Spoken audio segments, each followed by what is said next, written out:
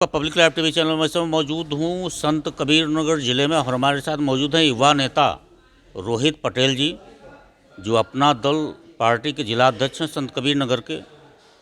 युवाओं के काफ़ी चहेते हैं, बहुत सारे फॉलोअर इनके हैं।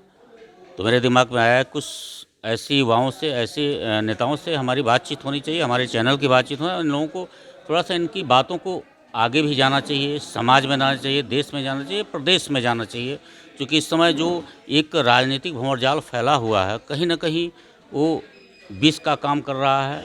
हम उस पर जानने का प्रयास करेंगे नेताजी से, इनका विचार क्या है। पहले तो धन्यवाद सर, आपने समय दिया। बहुत बहुत धन्यवाद जो आपने मुझे इस लायक समझा, और इतने बड़े आपके सभी दर्शकों को मैं धन्यवाद देना चाहता हूं, और आपको मैं स्पेशली धन्यवाद देना चाहता हूं कि आपने ऐसा समझा कि हम नौजवानों की आवाज़ जनपद स्तर से निकल के पूरे प्रदेश में जानी चाहिए। इसके लिए आपको पुनः धन्यवाद।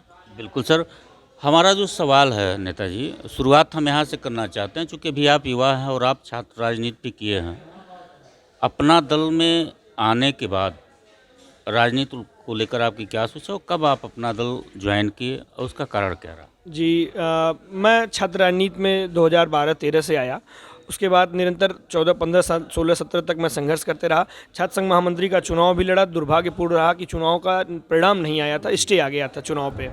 और फिर मैं 2019 में मैं अपना दल और बहन अनुप्रिया पटेल जी के बारे में सुना जाना, और जाके मैंने लखनऊ में पार्टी की सदस्यता ली। पार्टी की सदस्यता लेने के बाद हमारे राष्ट्रीय नेतृत्व आदरणीय बड़े भैया आशीष पटेल जी ने मुझे जनपद संत कबीर नगर का युवा मंच का जिलाध्यक्ष बनाया, और बहुत ही कम समय में। और मैं आपके माध्यम से आपको बता दूं कि पूरे उत्तर प्रदेश में सबसे कम उम्र का मैं जिलाध्यक्ष भी हूं। और मुझे उसके बाद मैंने रात और दिन पार्टी के हित के लिए, पार्टी के सिस्टम को, पार्टी के विचारधारा को, अपने नेता की विचारधारा को, गरीब, पिछड़ा, दलित, शोषित, वंचित के हक हुकूम की लड़ाई लड़ने वाली हमारी नेता बहन अनुप्रिया पटेल जी की विचारधारा को जन जन तक ले गया। और उस मेरे संघर्ष को देखते हुए मेरी पार्टी, अपना दल ने मुझे मेन बॉडी का जिलाध्यक्ष बनाया, और उस छोटे उम्र में बनाया। जिम्मेदारी बड़ी थी, मैंने बखूबी निभाने का प्रयास किया, लेकिन कहीं ना कहीं अभी भी मुझे लगता है कि मेरे ज़िले में वो नेतृत्व नहीं बन पाया है जिस नेतृत्व की हम लोग पहचान करना चाह रहे हैं, पकड़ना चाह रहे हैं। और बहुत जल्द पूरे प्रदेश स्तर पे अपनी पार्टी, अपना दल, इसका नाम इस जनपद संत कबीर नगर से रोशन करने का हम लोग काम करते रहेंगे, करेंगे भी। नेताजी, अनुप्रिया पटेल जी तो काफ़ी सुलझी हुई और राजनीतिज्ञ हैं। उनके वक्तव्य में मैं देखता हूँ, हमारी मुलाकात भी उनसे है, काफ़ी सुलझी हुई हैं। आगे सर आपका क्या विज़न है संत कबीर नगर? हमारा एक ही विज़न रहा है। जब से मैंने पार्टी का क्रांतिकारी ये झंडा नीला केसरिया हमने लिया, मेरा एक ही विज़न रहा है कि मेरी नेता बहन अनुप्रिया पटेल जी को हम लोग उत्तर प्रदेश की मुख्यमंत्री बनाएं, और जनपद स्तर में हर बूथ बूथ तक हम इस नीला के और केसरिया क्रांतिकारी झंडे को पहुंचाएं, और संगठन को बनाएं जिससे हमारी नेता आगामी चुनावों में ऐसा हम लोग काम करें कि हम लोग ज़्यादा से ज़्यादा सीटें निकलें और हम अपनी नेता को मुख्यमंत्री बना पाएँ। ये हम लोगों का सपना है, यह मेरा व्यक्तिगत भी सोचना है। आपका व्यक्तिगत सोचना है, और जो आपकी सोच है उस संभव भी हो सकता है, लेकिन उसमें चूँकि उत्तर प्रदेश में राजनीति बड़ा ध्रुवीकरण हो चुका है। मेन इस समय जो एक विवाद फैला हुआ है रामचरितमानस को लेकर, जातवाद को लेकर, ब्राह्मण को लेकर, क्षत्रिय को लेकर। तो आप युवा हैं, हम आपसे जानने का ये प्रयास करेंगे, क्या ये चीज़ ज़रूरी है कि कोई राजनीति करने के लिए किसी जातिवाद, धर्मवाद पे राजनीति करना क्या ज़रूरी है? नहीं, मैं इस चीज़ का पूरी तरीके से खंडन करता हूँ। जातिवाद अपनी जगह है, क्योंकि इस भारतवर्ष में अनेकों किस्म की जातियाँ हैं, और हर जाति, हर समाज, हर वर्ग, हर तबके का सम्मान है। मैं व्यक्तिगत, मेरी पार्टी भी हर जाति, हर धर्म का सम्मान करती है। और हम लोग यह चाहते हैं कि जाति पात भेदभाव से ऊपर उठ के युवा नौजवानों की बात की जाए, बेरोजगार पे रोजगार की बात की जाए, और ज़्यादा से ज़्यादा अभी जैसे कि पूरे भारत, उत्तर प्रदेश में G20 का सम्मेलन हुआ, ये अच्छा अवसर है नौजवानों को आगे बढ़ाने का। इस पे विचार किया जाना चाहिए, न कि जात पात में समाज को आपस में लड़ाना चाहिए। कोई इसका हम लोग विरोध करते हैं, और इस पे हम लोग इसको फॉलो भी नहीं करते। जो ऐसा करता है उनकी राजनीति उनको मुबारक, लेकिन हम लोग पिछड़ा, दलित, शोषित, वंचित की हक हुकूम की लड़ाई की बात करते हैं, सामाजिक न्याय की बात करते हैं। हम लोग यह चाहते हैं कि आने वाले नौजवानों में जो जैसे जो भी सरकारें बने, जो भी मुख्यमंत्री बने, जो भी जिनके भी सरकारें आए, हम नौजवानों की बात होनी चाहिए, रोजी रोजगार की बात होनी चाहिए, ताकि हम लोग अपना भरण पोषण और अपने समाज को, क्योंकि जब तक हम विकसित नहीं होंगे सही तरीके से मानसिक शारीरिक, तब तक इस समाज को हम विकसित नहीं कर पाएंगे। ये हमारा मानना है। हम अब आपके माध्यम से नौजवानों को भी ये संदेश देना चाहेंगे कि आप लोग भी इन जातिवाद के उन्मादों में ना फैलिए, इसमें ना पड़िए, और आप लोग अपनी शिक्षा के प्रति ध्यान दीजिए, क्योंकि आज के डेट में सबसे बड़ी ताकत शिक्षा है। जो जितना शिक्षित है वह उतना बलवान है, उतना विद्वान है और उतना धनवान भी है, क्योंकि शिक्षा से बड़ा कोई धन नहीं होता है। पटेल जी, एक बात और मैं पूछना चाहूँगा। आपका अपना दल सारे पार्टियों का वक्तव्य कहीं ना कहीं आता है, लेकिन अनुप्रिया जी का कहीं बयान नहीं आता। ऐसा कोई गलत वक्तव्य कहीं हमने देखा नहीं आज तक। काफ़ी सुलझी हुई नेता हैं वो।